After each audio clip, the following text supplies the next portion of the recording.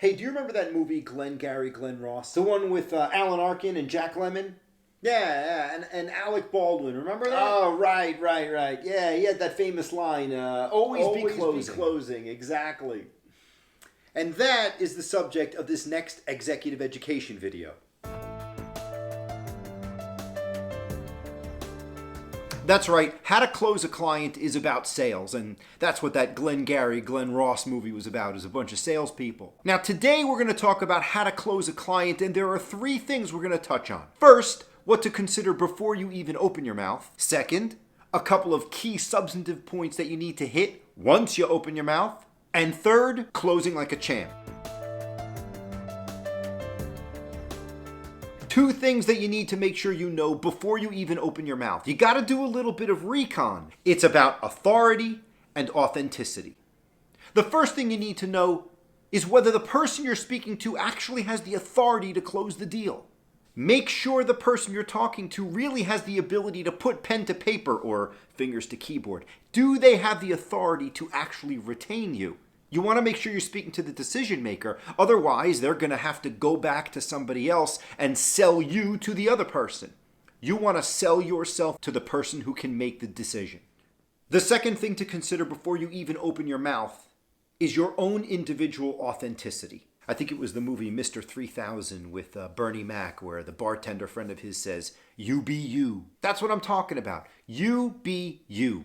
Don't try to play the role of a closer. Don't try to be a great salesperson. Just be you. If you try to be something other than yourself, the person with whom you're dealing is going to sense it and they're going to run. Authenticity is a key factor that people consider, so you need to be you. So before you open your mouth, make sure they have the authority and make sure that you are proceeding with a sense of authenticity.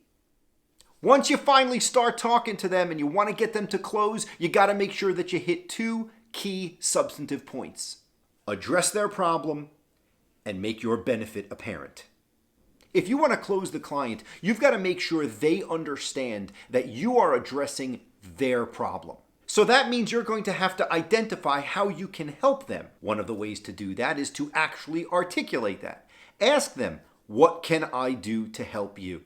Now be careful, because if you already should have known that, you don't want to ask it at this point because you'll seem like you're unprepared. But at some point, you needed to ask that question. If you already know the answer to that question, then make sure you include that key substantive point when you're closing them. Tell them, here is how I'm going to address your problem. This is how I'm going to help you. That's a key substantive point that you need to mention to them when you want to get them to close. Now, this answer needs a little bit of depth. Get to the heart of their issues. Don't just give them a superficial answer of how you're going to help. Get in there deep and identify what really motivates them. Address their concerns, and the second substantive point that you want to make sure you hit is to make your benefit apparent. Maybe explain how they're doing before they retain you, and then explain how they will be doing after they retain you. Make that difference apparent. Identify the key reason you should be favored over your competition. Don't talk bad about your competition. I'm a big proponent of avoiding bad-mouthing your competition. Your potential client will not like when you start bad-mouthing other people. But it's okay to make your benefit apparent. What makes you better than your competition? In business terms, we might call this your unique selling proposition.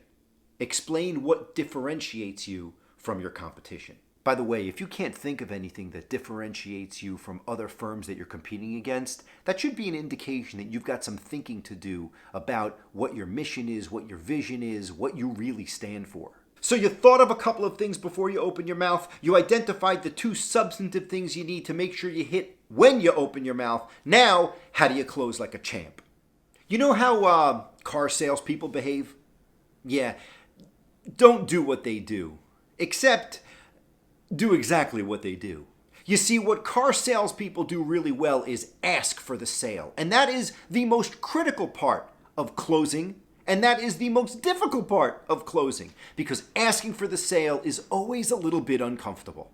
What do I have to do today to get you in this vehicle? Well, you sort of have to say the same thing. You've got to find a statement that you're comfortable with, which asks them for the sale. And it's important for you to be able to identify that beforehand. Think about the statement that you're going to use to actually get them to put pen to paper. Think of your version of, what do I have to do to get you in this vehicle today? Your closing pitch will be different. Identify a comfortable way of articulating that, practice it beforehand, and use it when you're in that meeting. That's how you close the client. And the other part of closing like a champ, in addition to asking for the sale, is instilling a sense of urgency. They need to understand that every moment they don't sign with you is time wasted. Explain that once they sign with you, this is how they will move forward. Show them what the future looks like and how quickly that future will be upon them if they finally sign that fee agreement.